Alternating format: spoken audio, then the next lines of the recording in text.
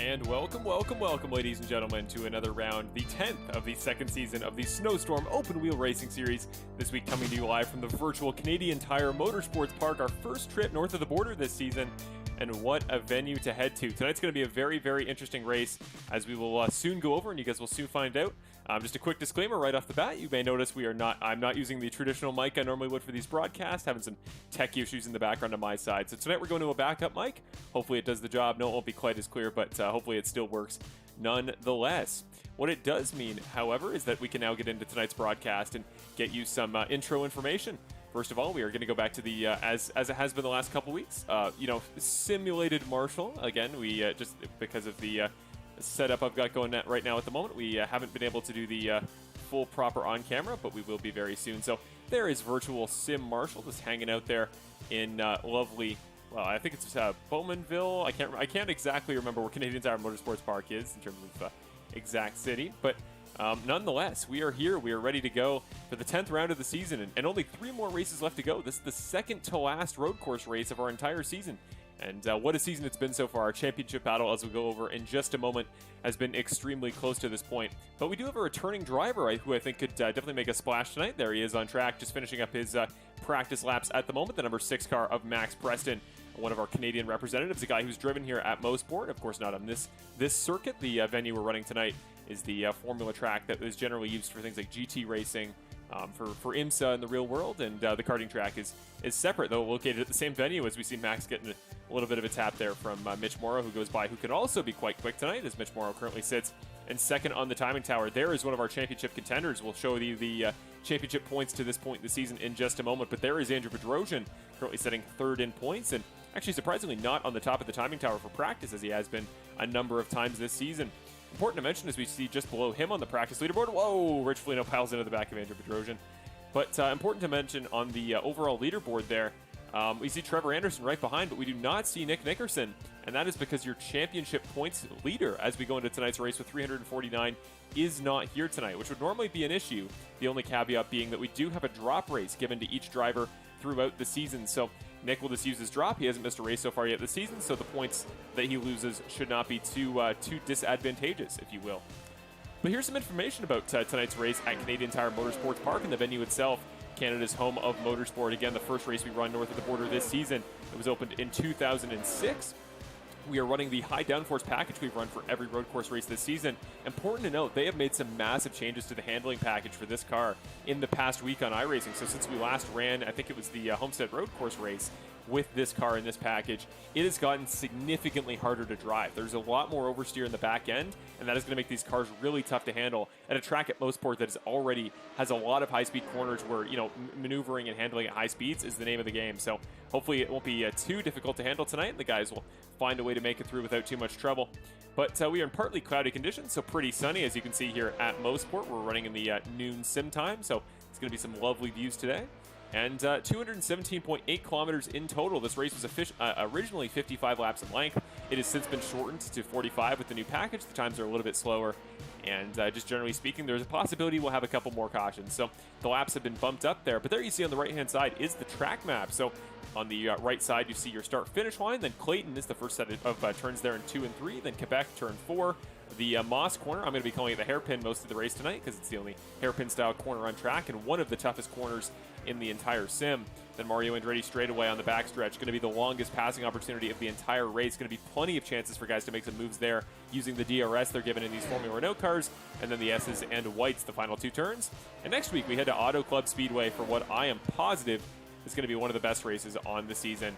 Because any race we go to in those or low downforce, I should say, high-speed oval packages in this car have been fun so far this season. So we're going to follow up Indy with another race at Auto Club in a very similar condition. But here we go, into qualifying. We're getting ready to go, and Max Preston is coming towards the end of his lap here. You see he's currently 57 seconds in. Didn't run a personal best in any sector here so far. There are 3 sectors in tonight's racetrack. And he was green in the first, so his personal best was not personal best in the second. Off the final turn he comes. You can see the car oversteering a little bit, trying to fishtail. Gets in the grass a little bit at the end of his lap, so that might not be a personal best, but it'll be good enough to go to the top of the board for just a moment. As David Paxa has now taken over that top spot. Now Mitch Morrow, so times are going to click off fast here. Michael Nickel finishes up his lap. He's going to go third, but Mitch Morrow's been looking great tonight so far. He was quick in practice, and he was even quicker tonight in warm-up. So clearly that car has been finding some pace somewhere. And Mitch Morrow, who already has well, he's got a podium on this season, does not have a win to this point yet, but he did pick up a podium at Road America earlier on this year. And Road America, not a super dissimilar track from tonight's race here at Mosport. Christopher Mitchell in the background on the rundown into turn number 6 going around. And there we go. We see Mitch Morrow going off the end of the hairpin there in Moss Corner. And that is going to be a common sight we see tonight. This is just a track that is so tough on cold tires, and at the beginning of these qualifying stints, the tires just aren't going to be up to temperature yet. So now we go to David Paxa here running the number 53 car. There he goes through turn number 8, out of the S's, turn number 9, and finally that right-hander turn number 10 past the pit entry. Here we go, currently at 106.2 from Mitch Morrow is the time to beat. 6.5 more minutes in qualifying. Where does Paxa put it? He's going to stay in second provisionally, but he's going to improve his time, now only 2/10 down off of your current leader. Michael Nickel going fastest of anybody in the third sector so far. However, he does not move up any further than third, though he does leapfrog Tanner Dignard. Only 8 drivers of the 15 in tonight's race have yet to run a time, so we are waiting here. Tanner Dignard is going to improve his time, but not enough to move up the leaderboard. So does Fred Zufelt. Rich Foligno coming towards the end of his lap. Let's see what he can put that actually pink number 99 car in. His color's a little bit wrong, so let's just fix that, make sure we're up to speed. But yeah, Rich, not too bad there to start off. Let's just make sure his color's correct. There we go, got it all fixed up. So Rich going to go to 6th for the time being on the leaderboard. And there we go, all reset. So he is running that BWT sort of old-timey Racing Point entry off the exit of turn number 5. Just gets a little bit loose, and you really, to keep the speed up here, you got to take some wide angles through the corners, and that is going to be a huge, really sticking point for a lot of these drivers. You really got to be on the bitter edge to get all the speed you can out of the car. And that's when you put yourself at risk of running off track. As we see, David Pax has gone off as well. He's spun off the exit of the final turn. Guys just trying to get every 10th of a second they possibly can. Does Michael Nickel go to the provisional pole? He does. Michael Nickel with a 106.09. Could be on pace for his first pole of the season. Trevor Anderson, your championship contender, is going to run into the 4th spot in the 25. Important to mention, Andrew Bedrosian, one of your championship contenders, actually second in the championship by 3 points to, again, Nick Nickerson, who is not here tonight. Andrew has yet to set a time, and he is currently your season leader in terms of poles with 5 to this point. So we could see a pretty huge changing of the guard here with Michael Nickel and Mitch Morrow currently sitting on the front row. Justin Lewick finishing up his first lap. Will it count? It will not. Must have had an off track at some point in the lap, so that lap will not count. Fred Zufelt, that lap was off the pace, so must have had an incident somewhere in the middle of it. Max Preston's going to finish up his lap. That's not good enough to improve there. I don't believe it counted at all. Jack Hillier coming towards the end of his lap. Mitch Morrow runs a 106.4.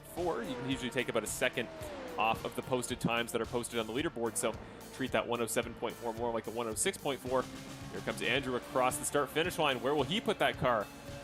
He's on pace for another pole this season. Doesn't even count the lap, so 4 more minutes to go. We're getting towards the end of this session. Guys are running out of time. Trevor Anderson across the line comes the 25 car. Does not improve. Oh, he does improve. Getting up to 3rd. So just over 2/10 of a second now down on Michael Nickel, who's back on pit road. Is just leaving as we speak, I believe. Or is Michael Nickel? No, he's parked in the pits. Actually, he's, I don't know if he's just content with his time for the rest of the session. You've got 4 minutes. Definitely time for one more lap on fresh tires. So I'd be surprised if we don't see him leave pit road. But here comes Justin Lewick, the driver of the number 55 car. Where will he put his entry? That'll count, so he's going to go to a 107.2. That's good enough for 8th. Max Preston now finishing up his lap. He was fastest of anybody in practice. Where will that 6 car go? It's going to be a 106.2. That's going to be good enough for 2nd. So he's on the front row, but still currently Michael Nickel in the 23 has got him by a 10th. So a 10th of a second is all that separates Max Preston from potentially his first pole of the season. But here comes Andrew Bedrosian finishing up his lap. He was fastest personally in the first sector, not in the second. So this lap will not be all too competitive, it would seem. Rich Foligno runs a 106.9. That'll be good enough to at least move him up 1 spot. It will. It'll put him into 7th, just ahead of Marshall Crocker Sr., who's just leaving pit road once again. The 15 car currently sitting in the 8th spot. Here we go down the hill here. So, yeah, you're going to start to get a handle on just like all these high-speed downhill corners that the Canadian Tire Motorsports Park is kind of known for. And it's going to be a fascinating thing to see because they're not really passing corners per se. You don't see a lot of side-by-side racing down these long, like, stretching hills you see at Mosport. But this straightaway here that we're going to see Marshall Crocker Sr. come into in just a moment, this is where a lot of the passes are going to happen, as we see Justin Lewick running a personal best 106.9, not good enough to improve from 9th. And 2 minutes to go in qualifying, running at a time. Andrew Bedrosian still has yet to set a lap, and he's just the guy we're keeping an eye on because it's one of your championship contenders, currently sitting in 2nd, 5 poles on the season. To not even see him run a time yet is incredibly surprising. Again, no personal best so far in any of the first 2 sectors. So Rich Foligno could run a pretty good lap time here. He comes off the final corner of the 99 car to the line. Where does Rich put it? That's a great time, 106.1. That could be competitive. That puts him up to 3rd. So he's going to leapfrog Mitch Morrow. Great lap there from Rich Foligno. Andrew Bedrosian does run a time now, but it's well off the pace, almost a full second down on the pole sitter. So he's got maybe 2 more attempts here for Andrew Bedrosian to try to get his stuff figured out. But Max Preston, who is now your provisional pole sitter, up on the top of the board with a 105.997, the first sub 106 time. We saw 4 106 times, or sorry, sub 4 106 times in practice. So I'd be genuinely surprised if we don't see any faster than that in the rest of the session. But here he comes through the final turn. Personal best in the first sector, not in the second. Justin Lewick's going to move up to 7th. Here comes Max. Don't believe it'll be good enough to improve, just barely by 1,000th of a second. He's going to improve to a 105.996. So Max Preston he's running quick. He's still the best of anybody, but he's only a 10th up on Michael Nickel, who currently sits in 2nd. Really the only guy who I think could compete with him on this stint. Back to Andrew Bedrosian, who again not running any personal best, but Fred Zufeld's going to run a that's a 107.2. So he's going to go up to 11th there on the timing tower. Here comes Andrew again. That'll be a 107.1, but again, still not good enough to improve. How crazy would it be to see Andrew Bedrosian starting from the 5th row, a place that further back than I think he started in 2 seasons in this series? Maybe just the American not taking particularly well to the more Canadian side of the border there, or it could just be a case of the new handling package. He's really trying to push the limit, and I certainly found this week in qualifying it was tough to do so with this new package, and again, there he goes. So Andrew Bedrosian's going to have to settle for 10th tonight. We'll see if he can really get that car kind of settled down, less so in terms of pace. We know he's quick, but just got to find more consistency there during the race. Here comes Max Preston again off the final turn.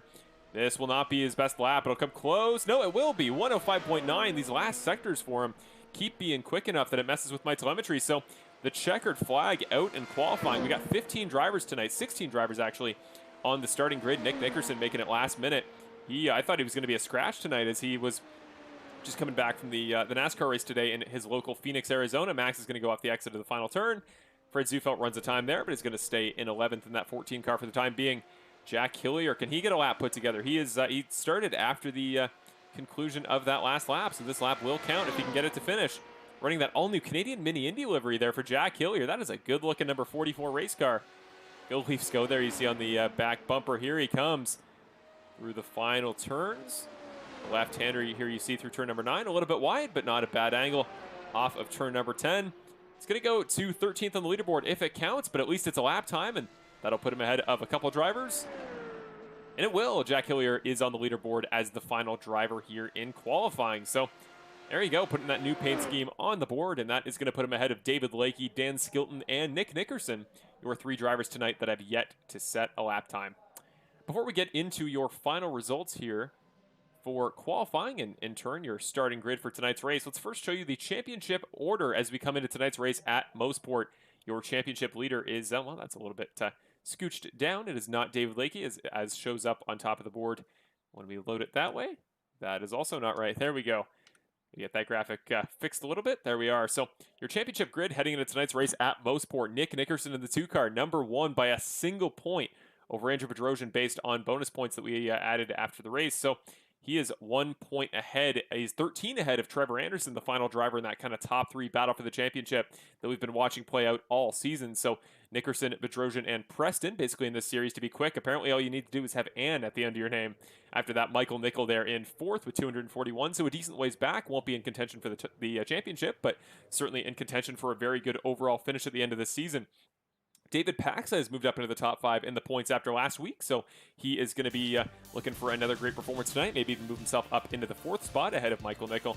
David Lakey, the other David, right behind him in 6th, then Tim Salvatore, who will not be able to make it, unfortunately, tonight, just ahead of Marshall Crocker Sr., who could move up as far as 6th or 5th even tonight with a good performance. Then Tanner Dignard, Fred Zufelt, Christopher Mitchell, who's dropped down a little bit last week, and there you go. You can go through the rest of the field there. Just want to make sure we catch up and don't miss the start of the race. So there are your final results.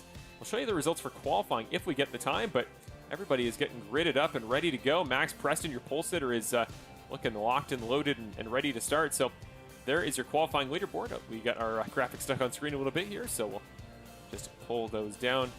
Do a quick reset, something we are not foreign to in this series. Sometimes the graphics package likes to work less than optimally. So there we go. We'll take that down, put up your starting grid for tonight's race. Still just waiting on Mitch Morrow, and then we are good to go. Green, Max Preston and Michael Nickel, your front row. Then it's Mitch Morrow, Rich Foligno in the second row.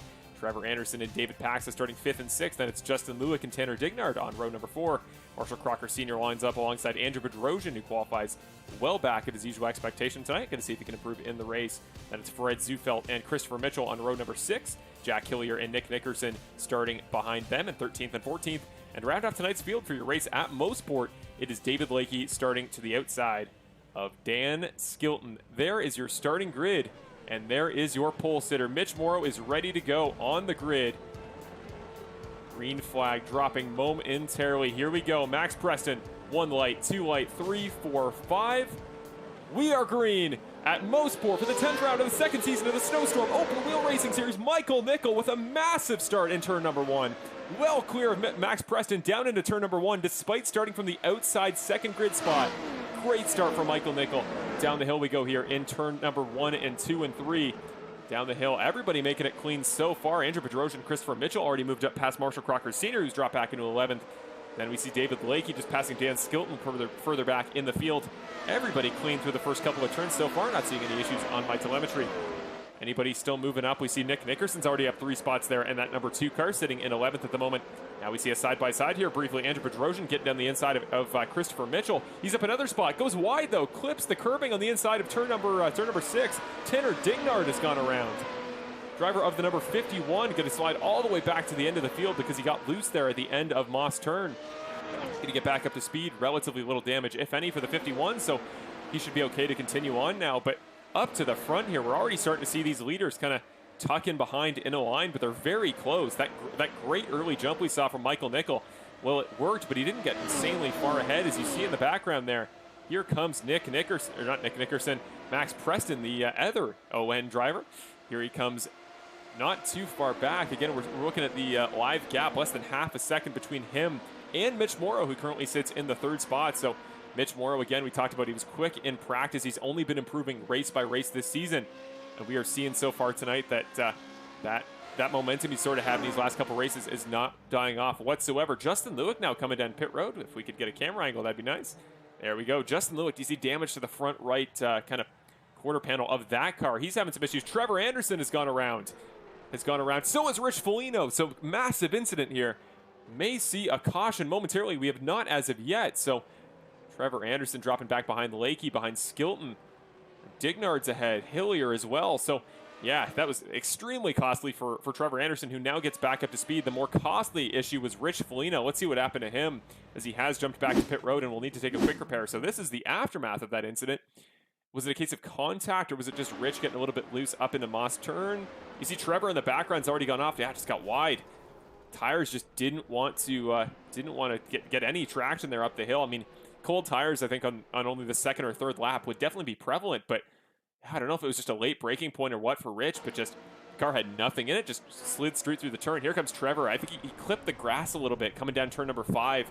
Got him kind of swept up there to that lack of grip there on that grass patch and sent him around. So both he and Rich Foligno going to be sent a little bit further back. As a result, though, Trevor does stay on track and does not need any repairs up front. Max Preston has since taken over the lead as we went back to that brief replay. So driver of the number 6 already starting off in a pretty good way so far, though not far enough ahead that he's going to be able to avoid DRS slipstream range, as Michael Nickel and Mitch Morrow, they're battling for 2nd and 3rd, both within range of the slipstream, so they're going to make up a little bit of ground on the straightaway here. But down into turn number 8, side by side go the 2 young drivers, Nickel and Morrow. Do they give each other enough room? They do. Beautiful piece of driving, and Mitch Morrow is around, blocks him off the exit of 9, gets the 2nd spot into turn 10. But back to turn number 1, though, might see a dive to the inside from Mitch Morrow.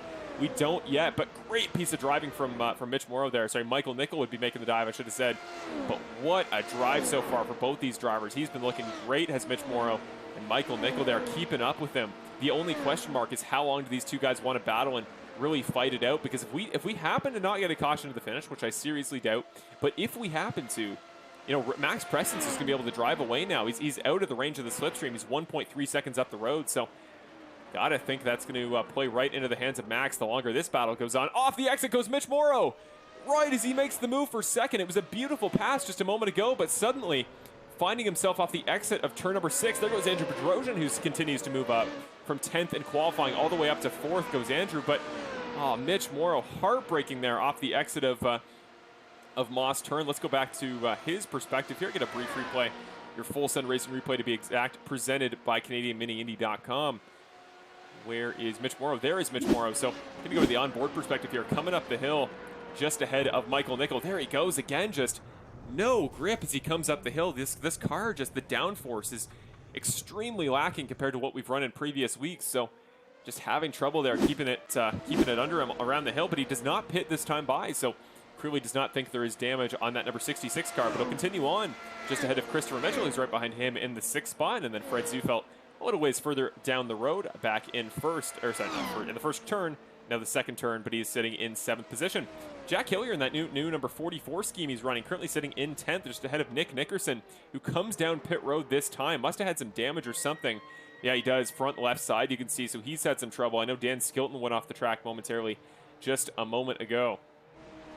He's down pit road. Back up to the lead, though. Max Preston is starting to break away. Now a 2-second lead over Michael Nickel in 2nd. And we haven't seen a dominant drive from Max Preston in quite a while. We've seen some great performances that have been fruitful in terms of getting podiums and getting points, but we have not seen such a dominant win from Max in ages, and we haven't seen a Max Preston win so far this season. Something that honestly surprises me quite a bit, because Max is an absolute top-tier talent. Has experience running in the NASCAR Punky Series, of course, years of karting experience through Canadian Mini Indy and a variety of tracks in the area, including, I'd imagine, I can almost guarantee, the karting track here at Mosport. So Max Preston would not be surprised if we saw a pretty stellar drive from him tonight. But Michael Nickel getting back in the equation now. Just a moment ago, that gap was up to about 2.3, 2.4. It's now down back to 2 seconds flat. So Michael Nickel is getting that 23 car in shape and starting to run some more consistent lap times. You can see him. He's even kind of closing in as we come up the hill here. That blue and yellow car in front is Max Preston. This is Michael Nickel. And this is David Paxa, who's starting to make up ground of his own. David was not a fan of the package this week. He just was not finding pace there in practice and was having a tough time trying to keep it consistent. But he did have the flat-out lap time in both practice and qualifying for the practice race. So would not be surprised if we see David continue to tick off good lap times. It's just a question of consistency. But if he can do that, might be on track for his 2nd ever podium in the series. Oh, right as I say it, don't jinx it. He's gone around. Right as I give him the old commentary jinx, off the exit of turn number 8, sliding into the outside wall there on the right side. That'll give Bedrosian the 3rd spot, Morrow the 4th spot again after his earlier incident. Paxa more than likely has damage. He's going to head right down pit road. You can even see it there a little bit on the front wing, to a lesser extent the rear wing. Yeah, you can see it on the front left side. Just this track is proving brutal tonight. Again, more so I think this new package, what it's essentially done is just limited rear downforce, so that the back end of the car just gets so twitchy and thus makes it so much harder to drive. So it's going to take a genuine, top tier talent and somebody who's got plenty of experience in this car to really figure out the package in reference to what they've run before in this car. So Max Preston apparently doing that to a T so far. Just ran the fastest lap of anybody so far this race. In fact, we'll put that up on the left side, the best time of the race for every driver. It's a 106.39 for Max. Currently your provisional pole time. David Paxa, he's gone off track again on the way off of pit road. What was looking like a great drive for David has soured almost immediately. I think he's wrecked off of pit entry. Just gets back on the gas and just too quick on the power, trying to get every second he can on that pit out lap. Just spun the tires, put it in the wall, and yeah, he has left the car. To the back of the field goes David Paxa, in reference to, of course, Rich Foligno, who left a couple laps ago. He was out of the race on the lap at number 3. So currently only 13 drivers left on track. 12 if you don't include Marshall Crocker Sr., who's gone off the exit of turn number 4. The driver, the number 15, having very similar issues to a lot of guys tonight with these fast downhill flowing sections, just finding it tough to keep the car under him, as many guys seem to have been so far.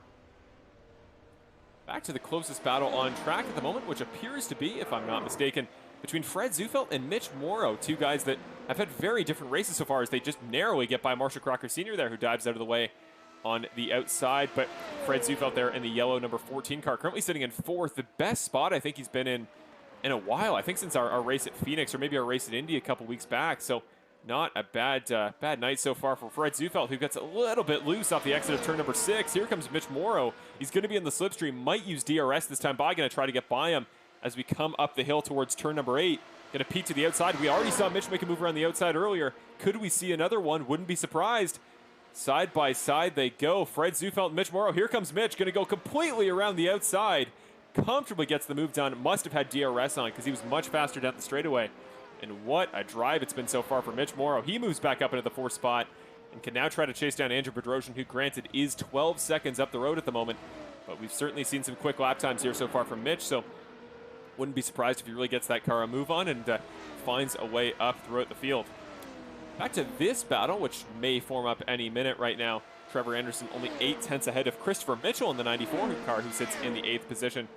We'll look off the back of Trevor Anderson's car here for just a moment. Off in the background, you see Christopher Mitchell going off, having similar issues to many drivers so far tonight. That turn number 2 appearing to be so tough, and I think it's a case of just guys getting on the outside grass patch there. You want to cut really far to the outside before you dive down on the apex, and there's a little piece of grass there that if you catch it, puts the back end around, as we just saw with Chris, and that can pretty much be the end of your race. So I'd imagine that is the situation we just saw a moment ago, but Chris trying to get back up to speed and get his stuff figured out, and again, no damage to the 94 car. So that kind of seems to be the way of the land tonight. Just if you can avoid contact, if you're going to spin, which almost seems inevitable at this point, unless you are one of Max Preston or Michael Nickel, as well as Andrew Bedrosian, the 3 drivers tonight that have not seemingly had any issues so far.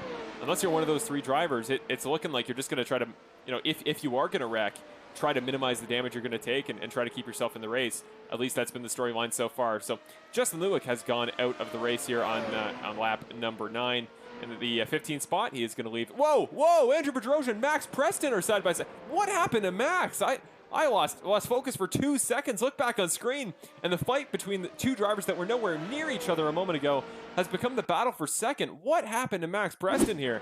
Going to go to your full send racing replay presented by CanadianMiniIndy.com. Here he goes. Just gets loose from the lead off of turn number 4. See a number of drivers there passing by on the inside, including Michael Nickel, who now takes over the race lead. And then just a moment later, the contact we saw with Andrew Bedrosian. There he is right behind him, making up ground. Down the hill they go in turn number 5 and just bashing his way through as Bedrosian, making a little bit of contact. But again, Max got back under him, was able to take the spot over, but now he's on pit road. Clearly had a little bit of damage he wanted to work out. Maybe able to just take fuel here and go to the end in terms of fuel, but crazy stuff here. Just everybody up front appearing to have troubles, completely solo. Like, that was unprovoked. Max was, again, I think 10 seconds or something up the road. He was well clear of everybody else. Now Fred Zufeld passes Max Preston for P4. Tanner Dignard going to go up to 5th. He's battling it out right now with Trevor Anderson.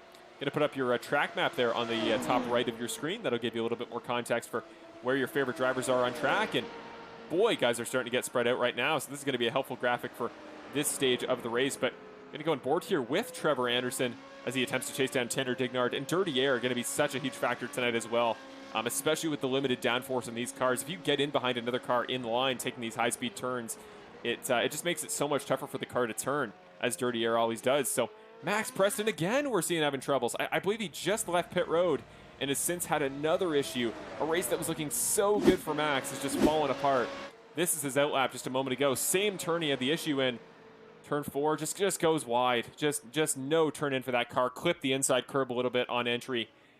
And around he goes. Gonna have to tow back to the pits. And suddenly the race that was looking like the most dominant drive we've seen from Max Preston in a very, very long time has suddenly become one of the ones I'm sure he'd like to forget. So just a tough race tonight at Mosport. There's really separating the best from the rest. And man, some guys are taking to it and some guys just seemingly are not. But this battle continues further up the field. One of the feel-good stories of this point in the race as we get just past the quarter mark of the race, getting towards actually the 1/3 mark as we take it towards lap number 15 out of 45. There is Trevor Anderson, who has kind of been in that same ballpark, the same vicinity behind Tanner Dignard the entire race so far. Hasn't gotten any closer, hasn't gotten any further back since he got within kind of visible range of Tanner Dignard. So see if he works his way up a little bit throughout the next couple laps. That was a great run through Moss Corner there in turn number 6. So might have a good run this time by. There's a lap car right up ahead who I think is going to move to the side. Don't know if that's David Paxa. It does not appear to be, so it might be Jack Hillier, and that would be the case. So Jack going to move aside and give way to the 2 drivers on the lead lap.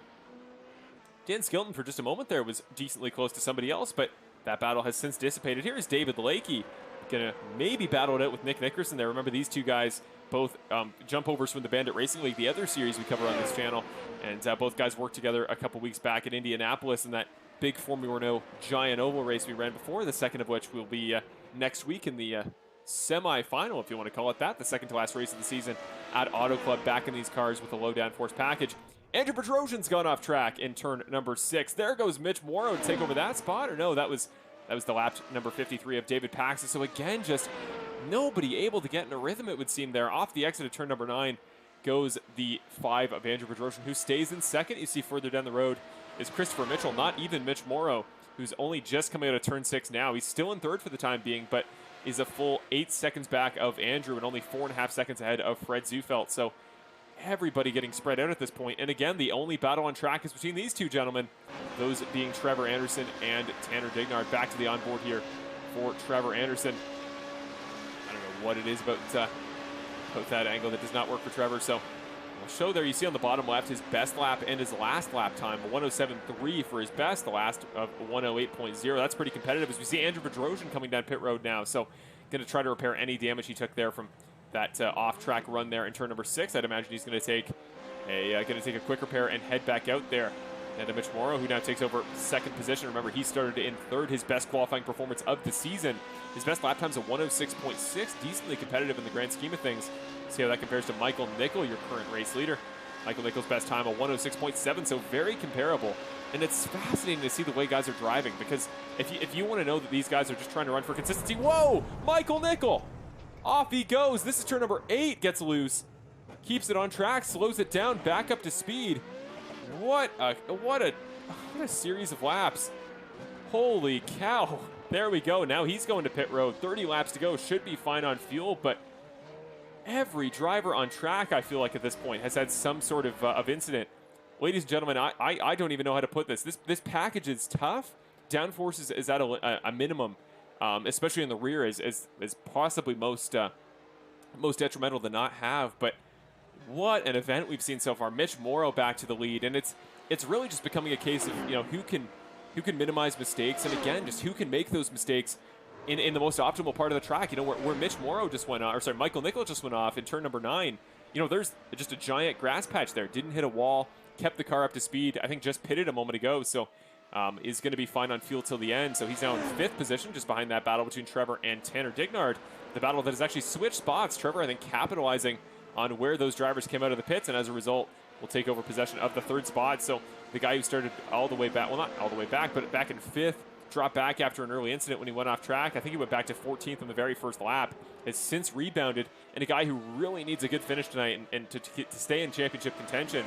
He's doing so right now. Andrew Bedrosian's currently sitting in 6th, not too far back from him. But then 7th is Nick Nickerson.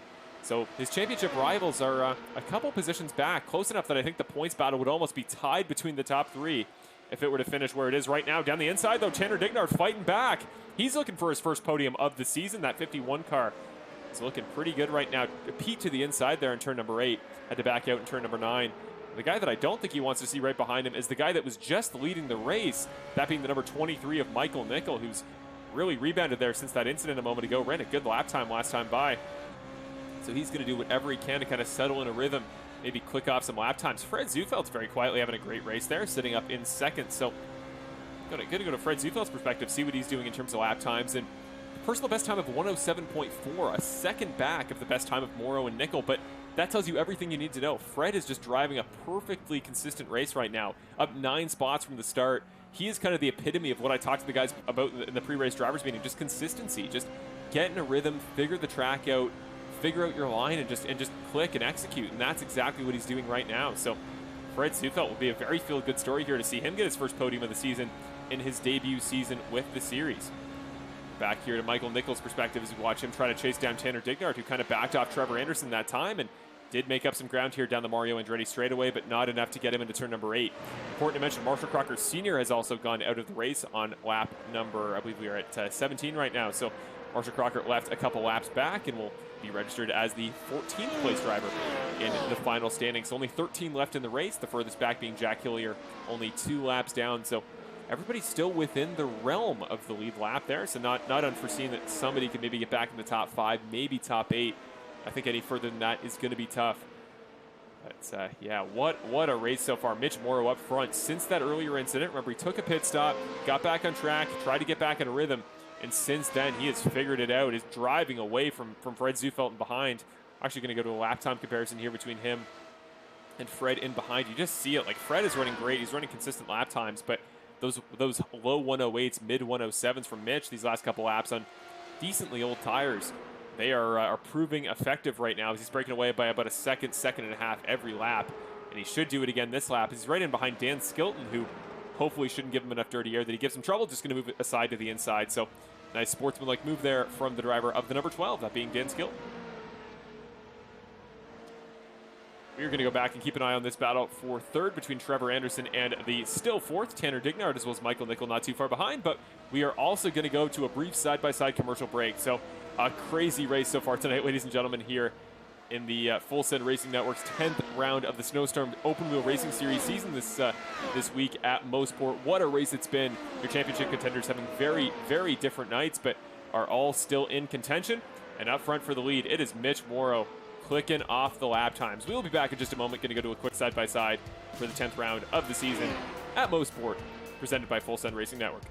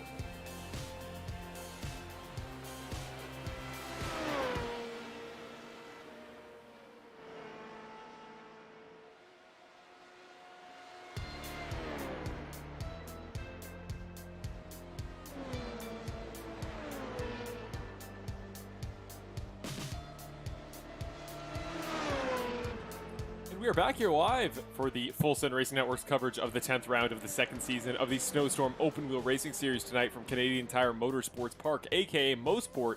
And your race leader for the past approximately 5 to 10 laps has been the same Canadian Mitch Morrow, one of the younger drivers in the series, making his rookie debut this season. And what a rookie year it has been. Remember, scoring his first podium in only his 7th race at Road America earlier this season. And since then, he has not slowed down, put in the laps this week in practice, and it is paying off. Currently a 10-second lead from second place Fred Zufelt. What a drive it's been so far. And just no signs of slowing down. Again, I don't want to jinx anybody, but Mitch, since that earlier incident, seems to have had his stuff figured out. Let's just drive a lap here with Mitch Morrow here, as we're going to put the track map back up, just so you guys can once again see where your favorite drivers are relative to everybody else on the track. But here is the onboard from Mitch Morrow's perspective. So taking a very tight line there off the entry, or the exit, I should say, of that last corner.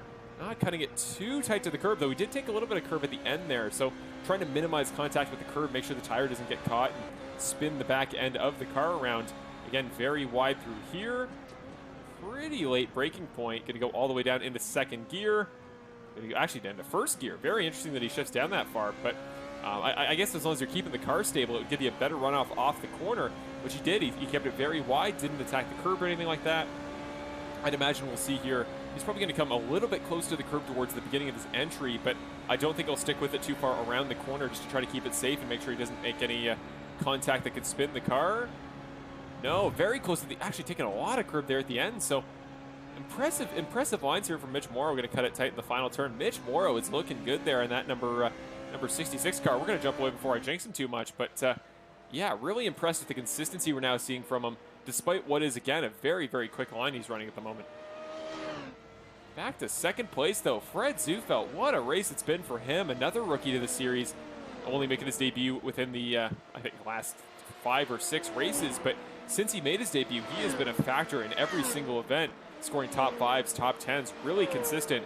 And we've seen that mantra of consistency be something that can really build the championship. Maybe not a championship, you know, contention, though I'd say Trevor Anderson has capitalized on consistency to this point in the season. That's why he's as far up in the points as he is. But generally speaking, that's how guys find themselves in the top 5 and kind of that midfield area, like the David Paxes, David Lakey's of the world, and to somewhat an extent Michael Nickel, but more so his issues have been, I think he's just missed a couple races. He's had a couple finishes towards the back of the field. So, but for consistency, you can definitely find yourself moving up in the points week over week, and Fred Zufelt's been doing that, and a first career podium, a second place performance, if he can hold off Trevor Anderson, Tanner Dignard, who are trying to make up time, would absolutely be huge for him in this series and would add him to a very prestigious list of drivers who have podium finishes in this series. Maybe to go through the field, we'll try to name them all, but I mean, Mitch Morrow, obviously, you guys remember him back at Road America.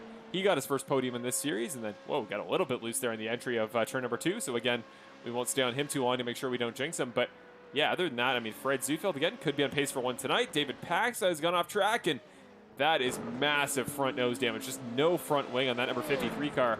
Move. Whoa, right in front of Trevor Anderson. Trevor Anderson catches a stray David Pax's 53 car. Huge damage to the front nose. I don't know if David just couldn't turn the car or what, but right in front of him, Andrew's off. Andrew Bedrosian's off the exit of turn number 2. This is insane. This is it's like a demolition derby, but it's not the cars hitting each other. It's the cars that hitting essentially any piece of grass available on track. Tanner Dignard's gonna capitalize. He's gonna get by Trevor Anderson and break away from Andrew Bedrosian.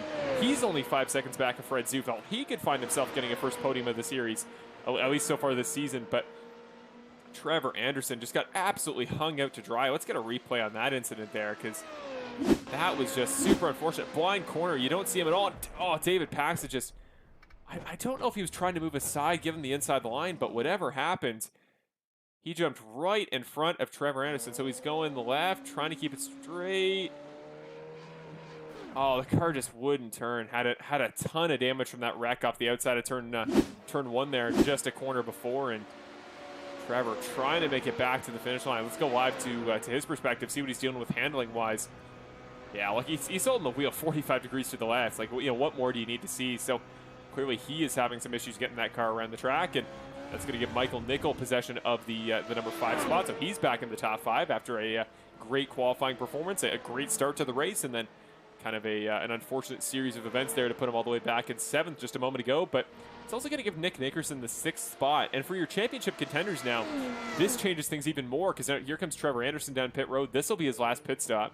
If I was incorrect about the fuel number and guys do need to make one more pit stop, this could benefit Trevor.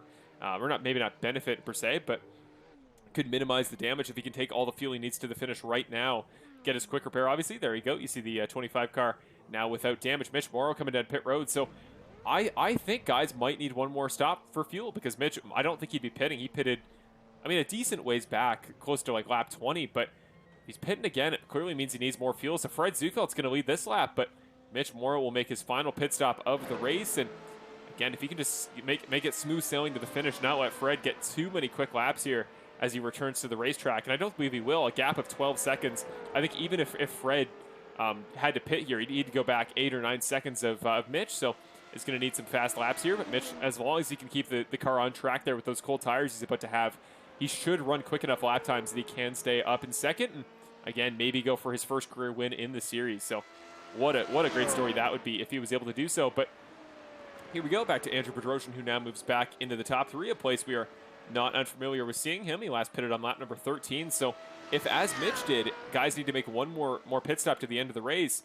that could change Andrew Bedrosian's story even further. He's only 11 seconds back of Mitch, but again, with an extra pit stop, that becomes 30 and only reinforces Mitch's lead at this point. And again, I think as long as Fred Zufelt has to pit, which I do think he does, if Mitch could just run consistent lap times, I don't think there's any driver there in that top 5 that is close enough, is on the same strategy, and that I think could just make up that time on track. Even Michael Nickel, who's been so quick all night, remember the battle he had with Mitch earlier in the race, he last pitted on lap number 18, so he is more than likely going to need to go for one more trip down pit road. But only 19 laps to go. We're getting towards the later stages of this race, and now it just becomes a question of strategy. Who has pit stops left to make? Who can start clicking off some consistent lap times? And again, who can avoid the all-important spin off the racetrack, as we've seen, again, countless times at this point in the race. I genuinely can't even list them all at this point. But this is interesting. Andrew Bedrosian running, well, 109, 108, 118, 109. Like, these are times that are off the pace from where he was running a little bit earlier, as we see Nick Nickerson go down pit road for his last time tonight. And again, a championship contender, a guy that could really use a quick pit stop here and a quick outlap to try to get back in contention for the top 5, because he wants to minimize how many points Andrew Bedrosian can beat him by, because if Andrew's able to beat him by any substantial amount whatsoever, he would take over the series points lead once again. Max Preston has parked it on the inside of turn number 1. That's right on the racing line. This is going to be dangerous. There we go. He's off the racetrack. What happened to Max Preston? This is off of turn number 1. Gets in the grass. Saves it.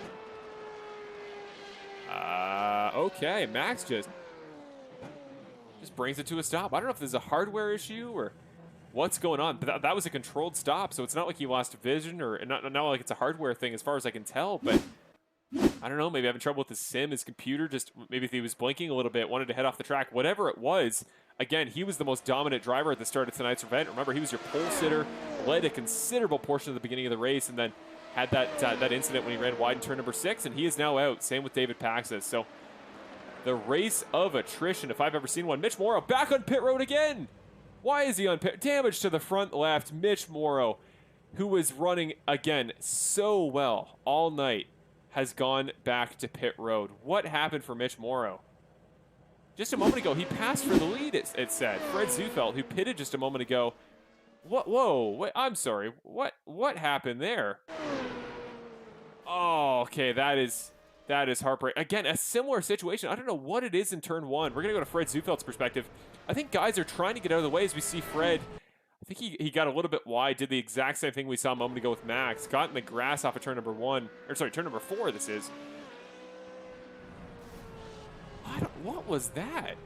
And then just dove across. Like, tonight, ladies and gentlemen, this is the craziest race I have ever played witness to. I am so many levels of confused. Mitch Morrow currently sitting on pit road. He's been there for a period of time that is reaching insane levels, and he's still up there in 8th. Nick Nickerson's now out of the race. Max Preston's now out of the race. They've both gone off track. This is just getting nuts. I don't even know how to quantify this, ladies and gentlemen. I really wish we'd had a cleaner race to this point, but you were going to be in for a crazy result here the way this race is going. Fred Zufelt now on pit road. He's got damage to the front right of that number 14 car. Dan Skilton now moves up into 5th. David Lakey's up into 5th. Dan Skilton's up into 6th. Trevor Anderson's back into 4th. He's back in pretty good contention as far as his championship goes. And this will now become the battle for the lead. Michael Nickel versus Andrew Bedrosian. This could get fascinating in just a moment. That gap down to 2.8. So we are going to have a co-commentator in the booth with us. And he has just gone off track, so he's going to hop up in the booth with us. Probably ran into quick repairs, and he is a guy we have seen in the booth before. So Max Preston should be joining us in just a moment for a co-commentary spot. But going to be fascinated to find out his perspective as we get to the later portions of this race. Only 1/3 of the race duration left to go. 15 laps the next time by. But that gap between Michael and Andrew has only been shrinking lap after lap. No, actually, it got bigger that last time by for no discernible reason. It was down for just a moment, but has now jumped back up to within 4 seconds instead of the 2.5 it was last time down the backstretch. So 4 drivers on the lead lap. The top 3 currently Michael Nickel, Andrew Bedrosian, Tanner Dignard. That top 3, including a second-time race winner, is Michael Nickel. Remember, he won earlier this season at Indianapolis. And as well as Tanner Dignard, who I believe does have a podium in the past in the series. Don't believe he's had one yet this season, so that could be huge for him. But here we go in the booth now, Mr. Max Preston, driver of the number 11, who was having such a great race early on. Hey, Max Marshall from the broadcast booth. You got a copy? Hey, Max, Marshall up in the broadcast booth. You have a copy? Okay, no word yet from Max, but he is available and ready in just a moment. But again, back up front, now 5 seconds separating Michael Nickel from Andrew Bedrosian. That gap just getting wider lap by lap. We're going to see the lap time comparison on the bottom, and once again, 1.5 second gap. Andrew Bedrosian, who has been so quick all season, for whatever reason tonight, just doesn't seem to have the pace of some of these top guys here at Mosport. And go on board with Andrew for just a couple corners, see what it's like handling wise. Like, nothing looks too bad in terms of his wheel alignment, so I don't think there's any super difficult steering damage on the driver of the number 5's car. It's just doesn't have the pace that Michael Nickel seems to up front ever since that battle with Mitch Morrow, as Mitch went off track, who was I think kind of the dominant driver once Max left the race. Well, now that title's kind of gone to Michael Nickel, who's just rattling off the fast laps up front, and with only 15 to go, would not be surprised if he can just cruise to the finish at this point. But Max, I believe, should be there in just a moment. There we go. Max, you got a copy up in the broadcast booth. Still no copy. I can see you talking, but no volume there on my side of things. No, still nothing as of yet. So I will quickly check my settings here. Again, we continue to ride on board with Andrew Bedrosian. Yeah, seemingly everything's fine on this side. So I'm not sure, just having some sort of connection issue, but it's kind of the name of the game at this point in tonight's race, because it's just been one of those nights that we haven't seen in quite a while. I remember races at like Road America was fairly clean all the way through. Same with Homestead Road Course for the most part, but tonight it really has been a battle of attrition. But we talked about that early. We talked about how tough it was going to be to keep it on track tonight at Mosport. And lap by lap, that gap continues to get bigger. And Tanner Dignard, actually, here he comes. Went from, I think he was like 8 seconds back of Andrew at the start of this lap, all the way down to, well there he is. There's the on board with the yellow car, the 51 of Tanner Dignard. 2 cars ahead of him, about a 1 second gap, is Andrew Bedrosian in the black and kind of cyan teal car. So whatever is going on for Andrew Bedrosian didn't seem to go off track. It would seem just something is wrong with that number 5 car. Here comes Tanner. Tanner Dignard looking for his best finish of the season so far. Down to the inside he goes. Big balk from Andrew, but Tanner says, I do not care. Whoa, into Andrew, into the quarter panel. Yeah, I think Andrew was getting a little defensive with the blocking there, down to turn number 8. A little bit of contact there as Tanner washed up, and yeah, what is becoming a tough night for Andrew Bedrosian only gets tougher. Down pit road he goes, going to repair whatever damage remaining on that 5 car is still there. And that might even give Trevor Anderson, who is just coming out of turn 6 now, might give him possession of the 3rd position, depending on how much damage Andrew wants to fix. But Andrew is now on pit road, is still in 3rd for the time being. I think it says something that at this point in the race, a guy who's going to be on pit road for about 25 seconds, an extra pit stop that no other driver is going to have to make, he is still in the top 3. That's just the kind of race it's been tonight. So now, hey, Nick, you got me? There we go. Yes, we do indeed, Max in the booth. How are you doing tonight? Good, my friend, good. If you share your screen here, I can help see what else is going on in this great race we're having. I think great in some ways and difficult in others. There's the cam for you. So, yeah, what a weird night it's been, Max. Again, you were tonight's pole sitter, so in terms of like figuring out the fastest lap around this racetrack, I'm pretty sure you have the lay of the land for us. But just what's the word down there on track? What is the issue you guys are having keeping it on the racetrack by themselves or in a pack?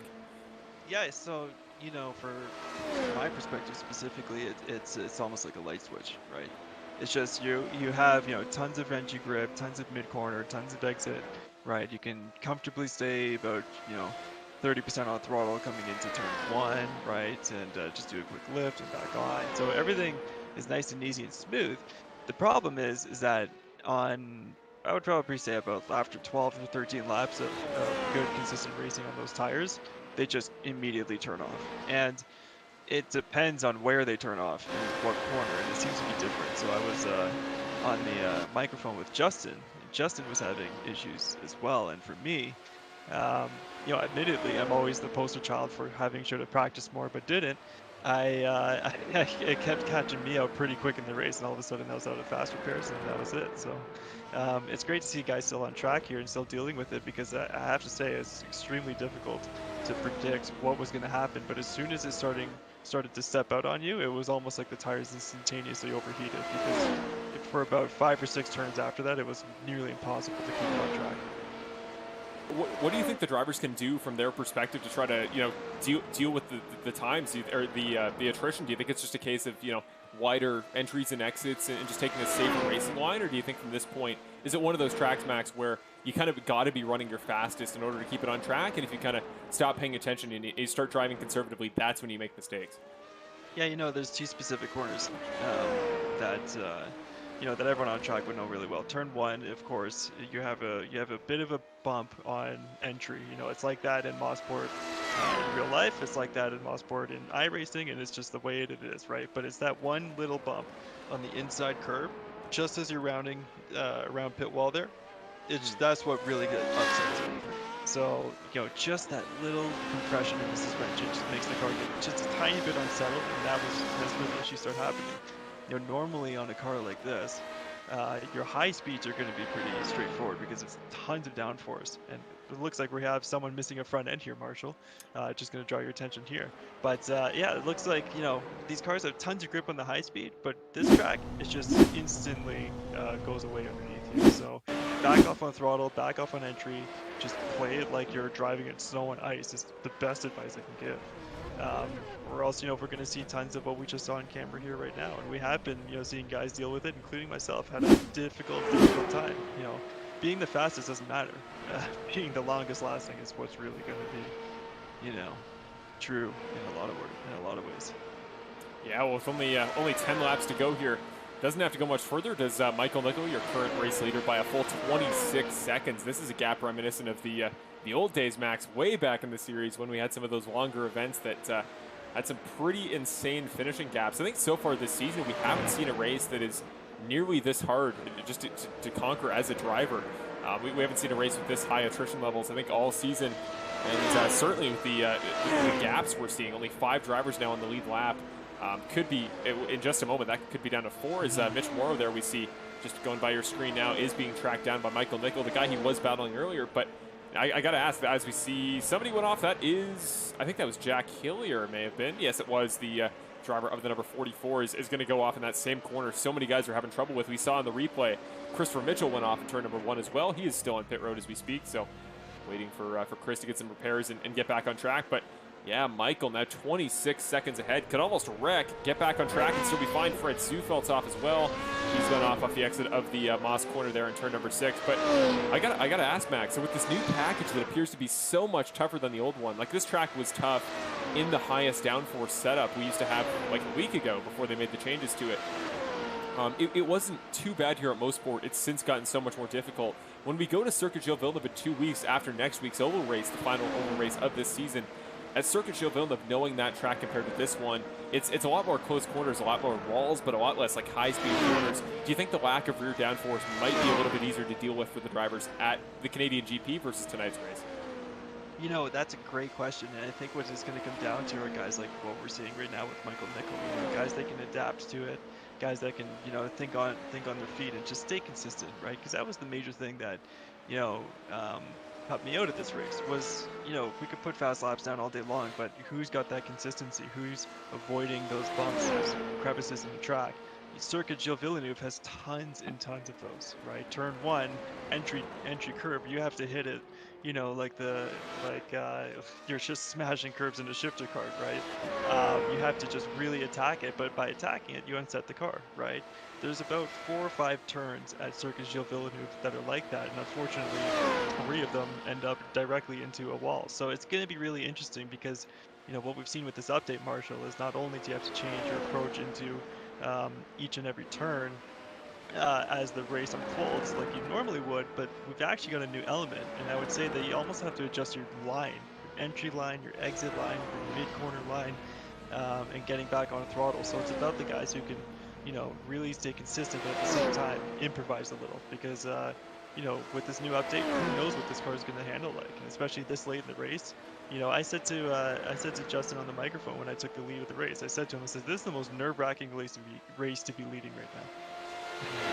Because it could just go away underneath you. But Circuit Gilles Villeneuve is a difficult track. You know, Mr. Anderson picked a phenomenal track to host the All-Star race at, and I'm really excited for it. But you know, what we're seeing right now is a good display of skill, and we're going to see as the laps count down how much that gap from Mr. Michael Nickel is really going to play into his favor. But right now, he seems to have locked this in. He can have a coffee break, just like he said, and still win it. So that's what's really interesting to me to see. Yeah, this has really been a coming out party for Michael Nickel because, 3 seconds now. It was 2 the lap before, 1.2 seconds faster than Tanner Dignard in second. So I think the better question becomes the battle for second with only 7 laps to go this next time by. That gap is getting smaller between Andrew and Tanner. In fact, much smaller. Andrew's just been knocking out the lap times now. Holy cow.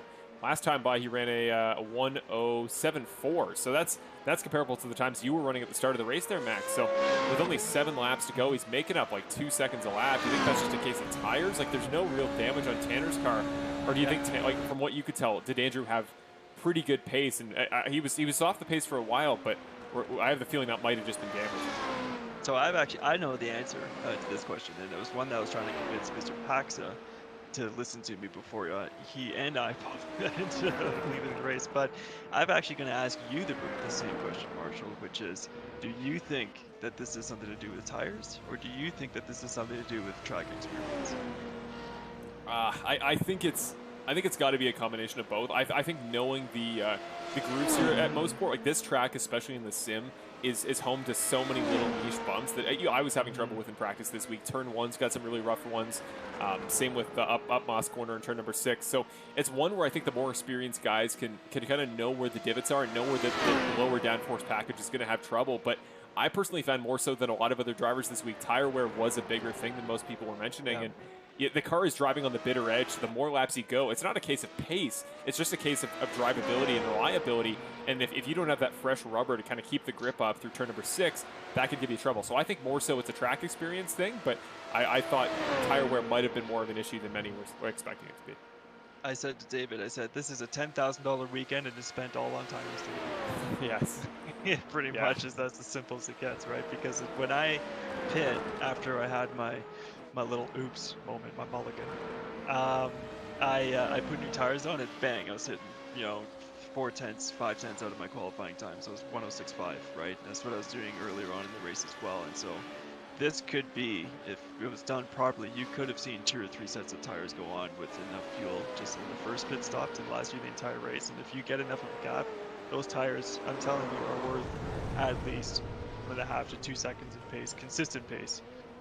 But we see an issue now. Marshall, what's going on here? We do indeed. Andrew Bedrosian has found a different corner than the one most have been having trouble with. Turn 2 has kind of been the death of many people. Whoa, okay, that was the issue. Coming down to turn number 3 here, just carrying way too much momentum. I don't know if that was partially getting in the slipstream, kind of carrying more speed than he was expecting. Maybe he was trying to really lock this lap down and make up some ground, or maybe it was a little bit of dirty air. We'll go to the replay one more time. The Full Send Racing replay presented by CanadianMiniIndy.com. But yeah, that was. I'd be curious to get your perspective on that, Max, as somebody who's been driving tonight.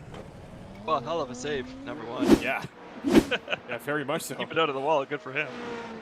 Number 2, it's that's what I'm talking about.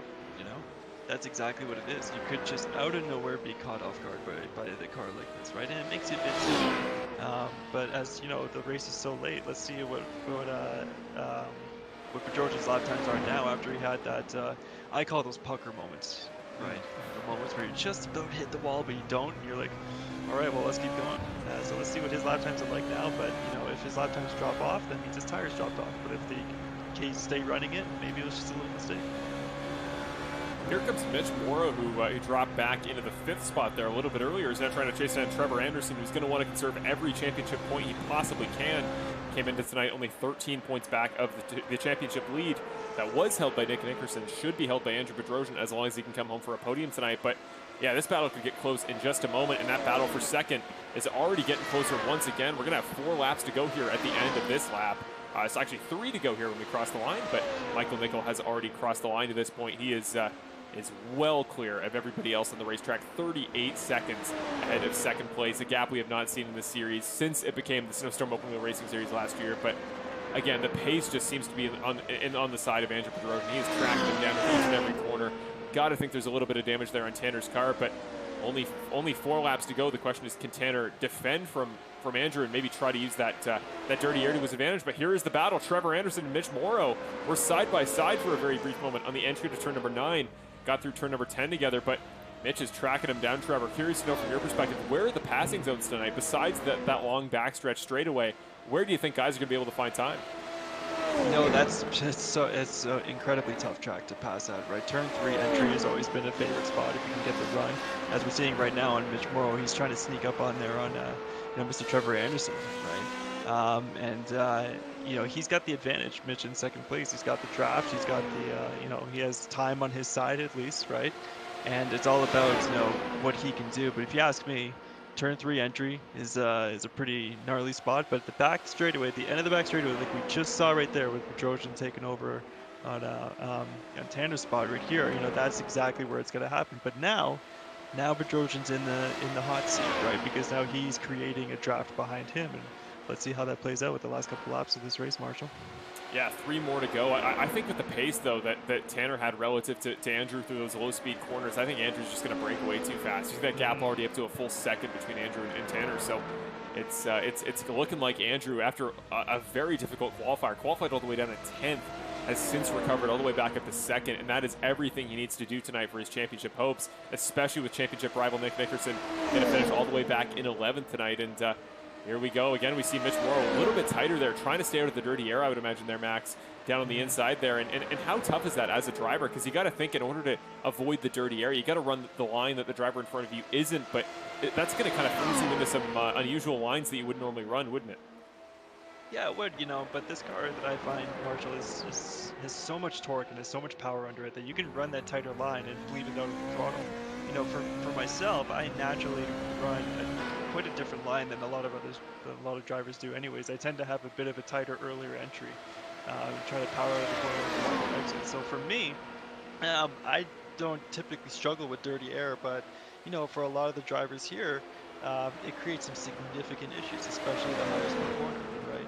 And the higher speed the turn, the bigger. Oh, here we go. There we go. Yes, big wreck. Morrow is now our new leader of the race. Marshall, what do you have to say about that?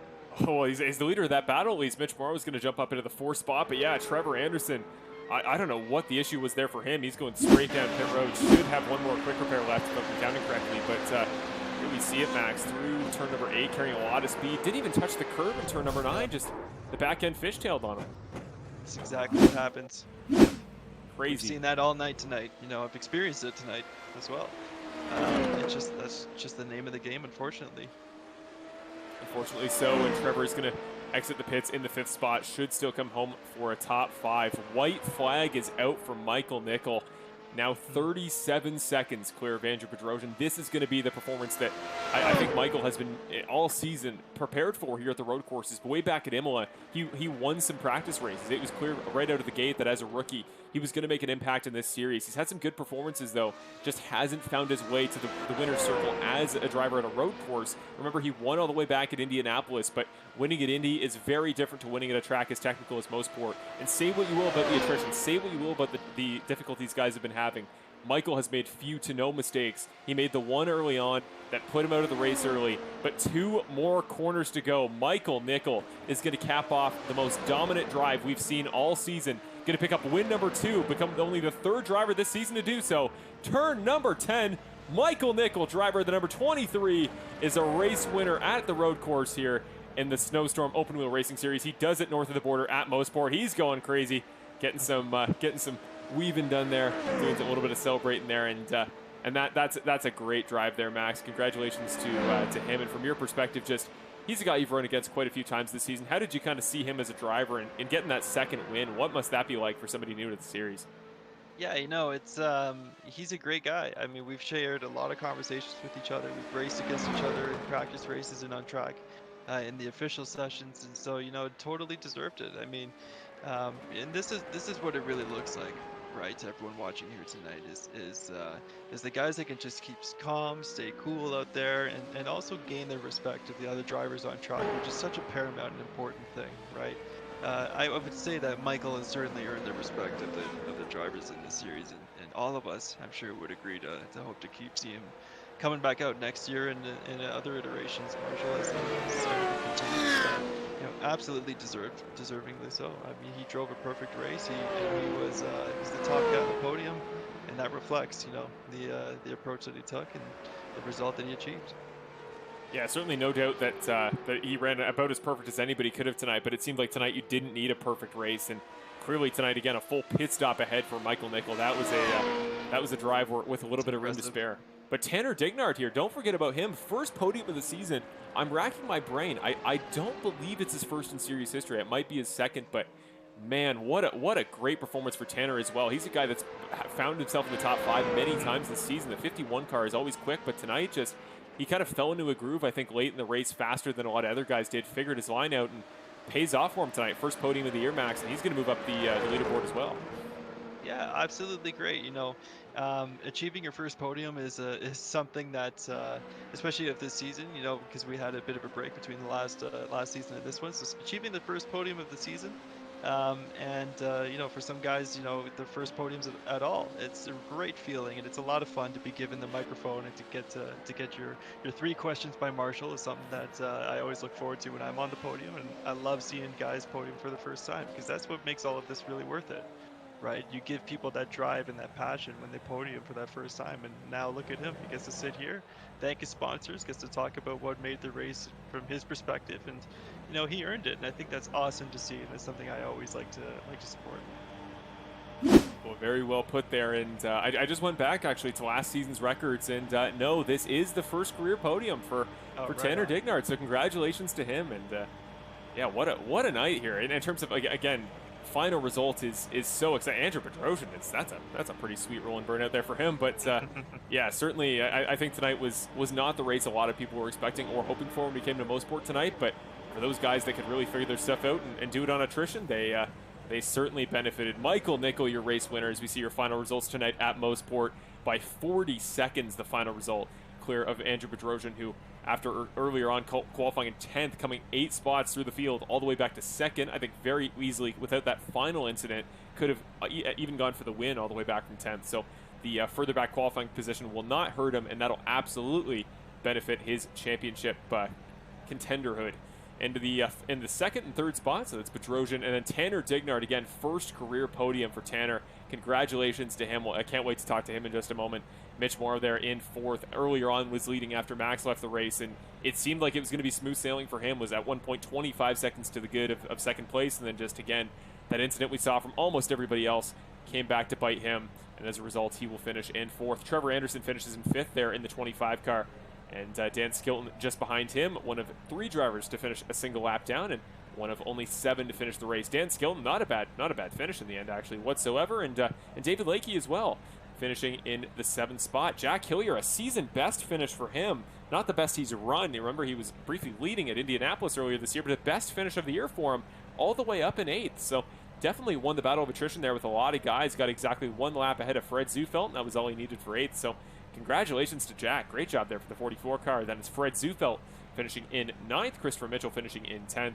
Nick Nickerson, a championship contender there, 1 lap ahead of our very own co-commentator at the moment, Mr. Max Preston, who, again, after being your pole sitter tonight, you looked great there at the beginning there, Max, but it just seemed like for a lot of guys tonight was going to be a peculiar kind of challenge, and one that was tough to overcome.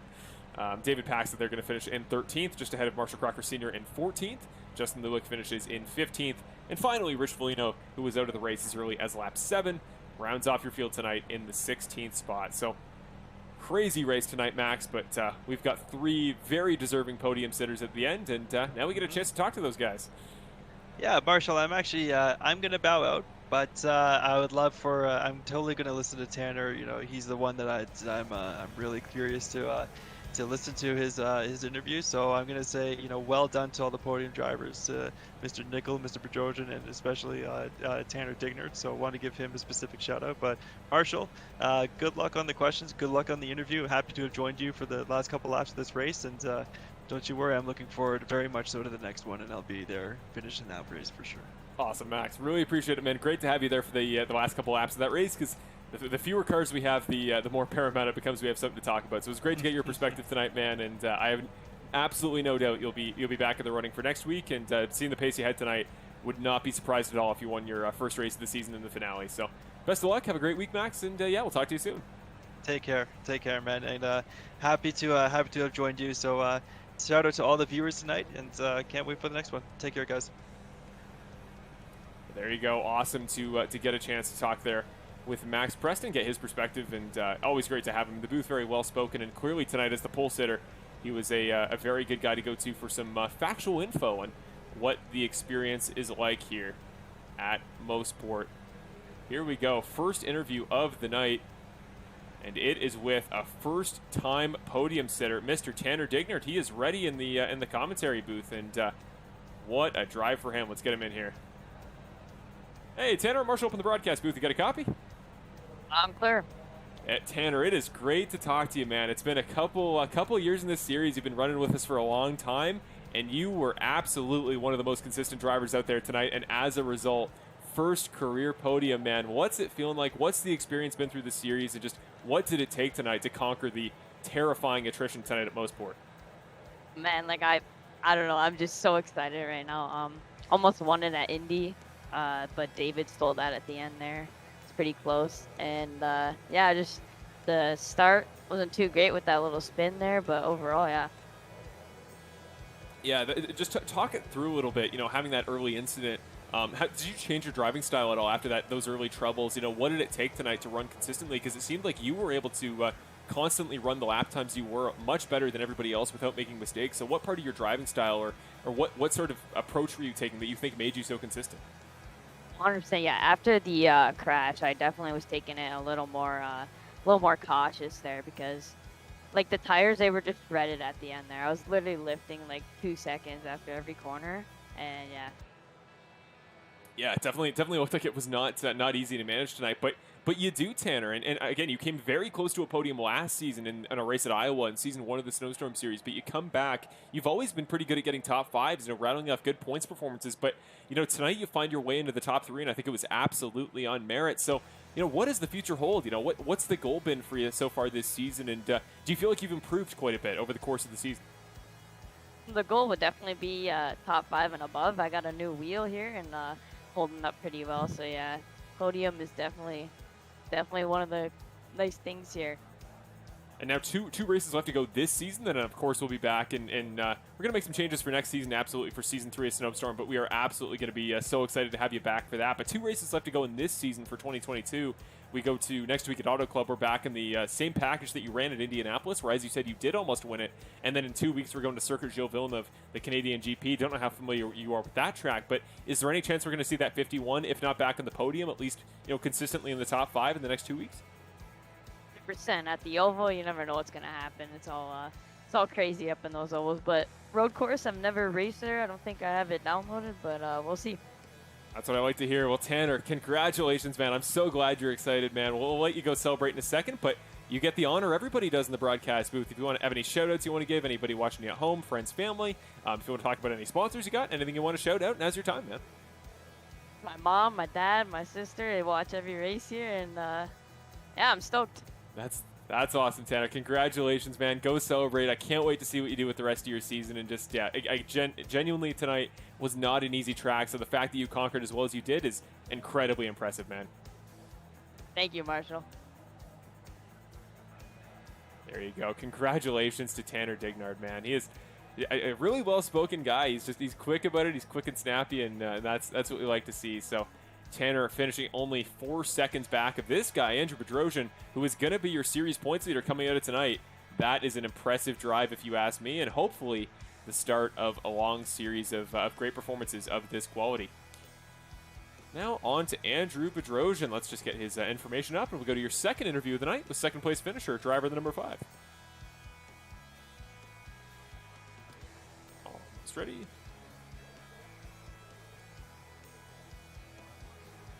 There we go. Okay. Second interview of the night with second-place finisher, Mr. Andrew Bedrosian. Hey, Andrew. Marshall up at the broadcast booth. You got a copy?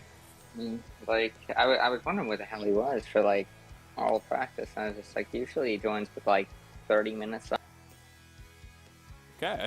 Hey, Andrew, you got me in the broadcast booth? Hey, mic check. Andrew?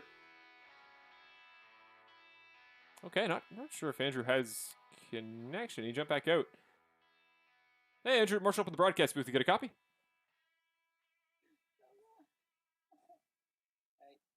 Oh, hey, how's it going, Andrew? There we go. Good. Okay, we're all set to go, Andrew. Just what a night, man! what a crazy race. Probably the most attrition-filled, crazy event we've had in this series in a long time. At least since the days when this was not a series called Snowstorm. So, just from your perspective, man, what was the story of the race tonight? Coming back from 10th in qualifying, what was the trip through the field like, and what was the issue that was giving everybody so much trouble here? Yeah, I mean the issue was the new update. It's light as heck. I mean, Michael did a great job of figuring out the strategy, which was to weigh down the back. But the strategy of making it through the field, I mean, I could not get a lap down for my life in quali. But I mean, I knew everybody would have issues, including myself, with the new update. So I mean, I just played it safe, let everybody spin out in front of me, and picked off positions one by one. Yeah, and in the end, you come home for second, which is yet another podium on the season for you. And more importantly, you finished well compared to your championship competitors. I mean, Nick, who almost didn't show up tonight, was going to take the drop race anyway, showed up, only finishes 11th, so surely this will probably be his drop. But yeah, he didn't have a ton of success tonight. And then Trevor Anderson, who finished, I mean, decently, but certainly is going to lose a couple points to you in the overall standings, and he was already a little ways back. So 2 races to go. You're back in the championship lead. And first of all, next week, we'll talk about Auto Club. Back to the bigger ovals here in the former Renault car. Very low downforce, very little banking. What's your experience with Auto Club? And do you think that's a race that is going to be as much of a toss-up as Indy was, or do you think there's going to be some technical skill to it? I mean, Auto Club is one of the most just fun tracks for NASCAR. I came from a NASCAR series, so it's definitely a lot of fun to wheel any kind of car around Auto Club. It's multi-groove. You could probably go 4 wide. There's also a dog leg down there, but with this Formula Renault, it's probably with spin out. But I mean, yeah, it's like I said, it's a multi-groove track, very bumpy, and you could pretty much go flat out, I think, if I'm correct. I've never raced Formula Renault there, but yeah, it definitely should be a lot of fun. And then the final race in 2 weeks at Canadian GP, as Trevor picked last week. Do you think Circuit de Villeneuve, first of all, that's a track I'd imagine you have a little bit more experience with, as it is a more conventional Formula racetrack. But what's your experience with Circuit de Villeneuve, and do you feel like, as compared to the other options there, that's one that you could be pretty good at to round off the season? Yeah, I practiced there a couple days ago, and that final chicane near the Wall of Champions is just crazy. I mean, the amount of just to really aim the car there, and you have to I don't know how to say it, it's just you have to know how close to get the tires to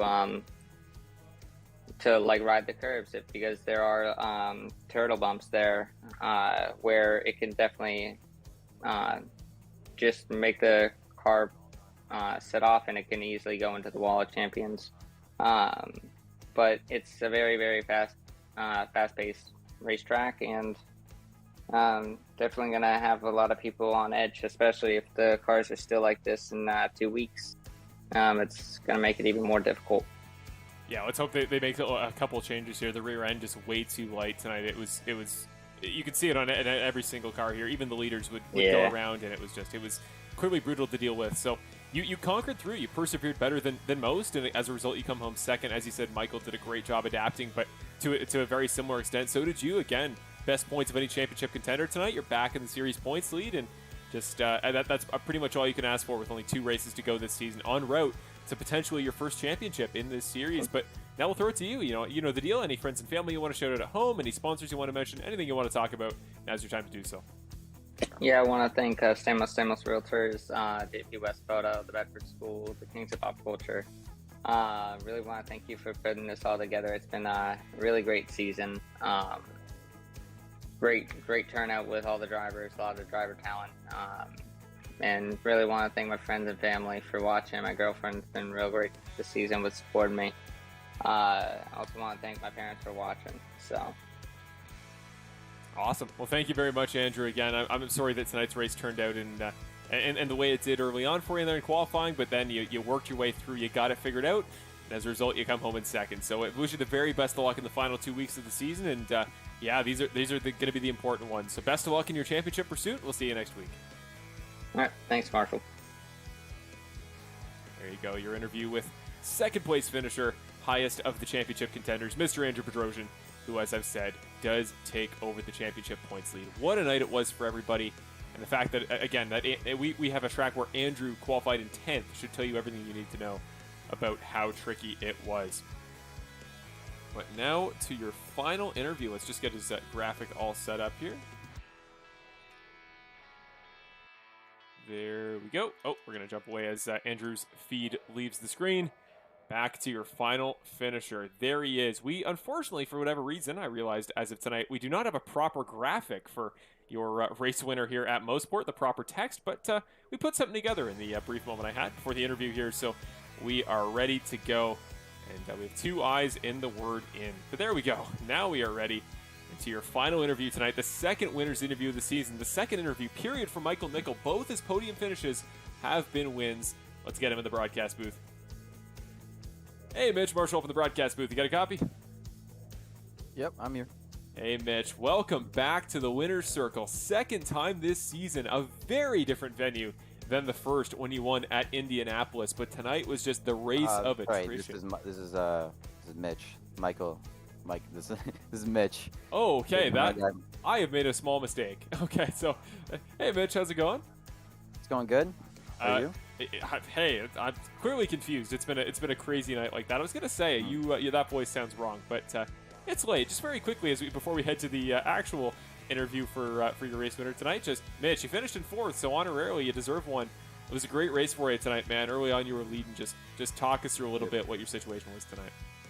I mean, everyone had troubles with the car. I mean, the setup for the car was changed, so the rear was so unstable during this race, and yeah, it was really hard. I mean, like 7 drivers didn't finish this race, and I think only 4 did. So the fact that I was able to just like hold on to the lead for that long, like many drivers like Max and I think even Michael pit like multiple times, so it allowed me to go in the lead by some margin. Like I didn't pit at all, and then yeah, I was just really comfortable with the car, just being easy with it, especially the last sector. Like you really had to be gentle with the car or you would just lose it. So yeah, it felt really good, and I thought I was on course for my first win, but then unfortunately Fred had a crash and he hit the wall, and then he didn't see me, and then he went on track with a damaged car, and I crashed right into him. I couldn't go anywhere. It was in turn 4, like highest part of the track, so that sent me into the pit lane for a tow for like a minute and a half, and then that put me back in 6th, which tells you all about it, that the fact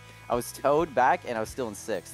Yes. So yeah, this track was definitely difficult for a lot of people. So yeah, and the fact that I was able to catch back up to Michael, who was in the lead of the race at that time, and he let me by, which was really nice of him. Great guy. And then able to catch Trevor, and I think it was like a 15-second gap, and I caught right up to him. And it's funny, because I don't know if you remember, but it was an Uno reverse card this time, because when I got my first podium in Road America, he caught me by like 10-15 seconds, and just missed out. Like one more lap, he would have got me. I'm not gonna lie.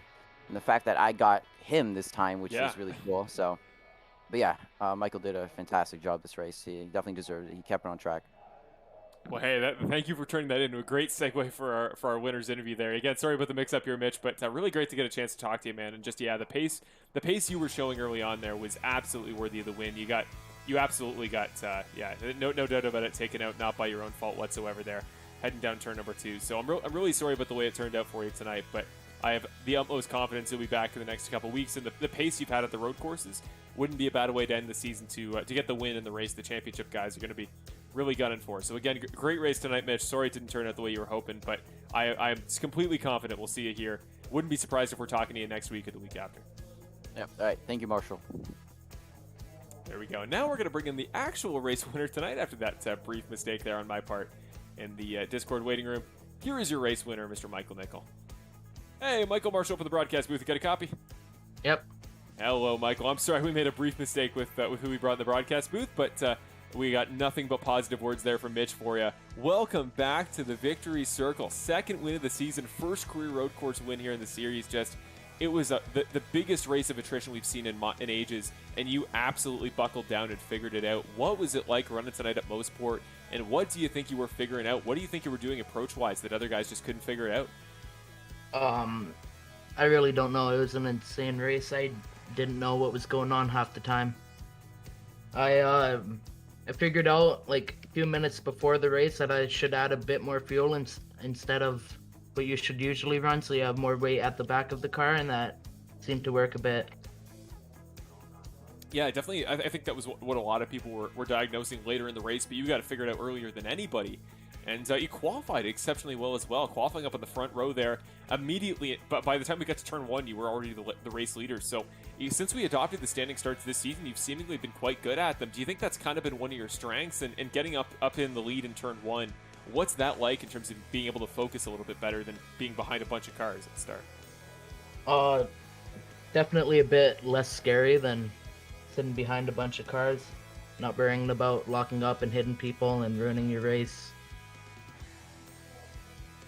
Yeah, and again, like that start just absolutely incredible as you jump by Max, and yeah, it seemed like a strength of you for the entire season. But just generally speaking, Michael, this is again your first road course win, but we've seen all throughout the year you're sitting fourth in points. This shouldn't be a surprise to anybody, especially not as well as you've been doing. But even back at the start of the season at Imola, you were competitive then. You've been competitive all season. What was it about tonight? Do you think you're any more, any better at Mossport than any other track we've run, or was it just a case of some bad luck in other races and some better luck tonight? Well, before this road course, I was having a problem with not being able to change the brake bias. So that probably ruined a lot of laps for me. I had Mid-Ohio, I think it was. I locked up first corner and got it put in last. Yeah. Because of that issue.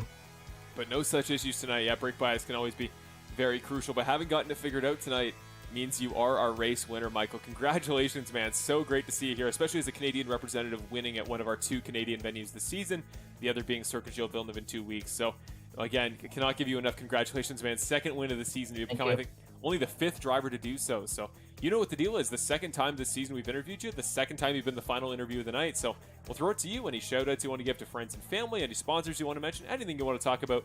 You were the final interview of the night. Cap it off for us. Well, I want to thank my parents, my dad for watching, and my grandparents too. Sitting in for maybe 2 hours, I think it was tonight. Maybe a bit less, but just thank you to them. Awesome. What a night to watch you there, Michael. I'm really glad you had some people to support you there and to witness tonight and what was a dominant drive, man. 40 seconds clear, second place at the line. Just you couldn't have run it any better. Congratulations, Michael. Congratulations on a great season overall. You're going to hold down fourth pretty well, and fourth place in the championship this year with how much talent is there would not be bad at all. So congratulations, Michael. Have a great week, and we'll see you next week back at the Ovals. Thanks. Bye. There you go. There is your final interview of the night with a second-time race winner, Mr. Michael Nicol. And that'll cap it off tonight. That is the end of another great race. Well, a very interesting race. I don't know if it was great in the traditional sense, but it was certainly entertaining, certainly fascinating, and resulted in a very interesting series of final results. So congratulations to everybody tonight who came away with, if you're Tanner, your first career podium, your second career win for Michael Nicol, Andrew with another great race for his championship, if you want to call it an assault on the championship, or if you want to call it a campaign, whatever you choose. He is having a great one so far this season. So that'll about cap us off. Before we go too far, we are just going to thank your sponsors as we lose connection to the race server. I'm going to put up your final results again on the top left, just so you guys can remember where your favorite driver has finished. But there we go, back to Virtual Marshall, the usual thumbs up cardigan sweater. Tonight's race was very interesting. I hope this package really gets figured out in the next few weeks. The Oval, it shouldn't be a problem. We'll be back to conventional races. Little to no attrition, I'm certainly hoping there at Auto Club. But hopefully the week after at Circuit Gilles Villeneuve, the setup's a little bit better, and it's, I think, a more forgiving track than a track as technical as Mossport. So that'll about cap us off. I just want to thank our sponsors there up above Virtual Marshall's head. You see CanadianMiniIndy.com.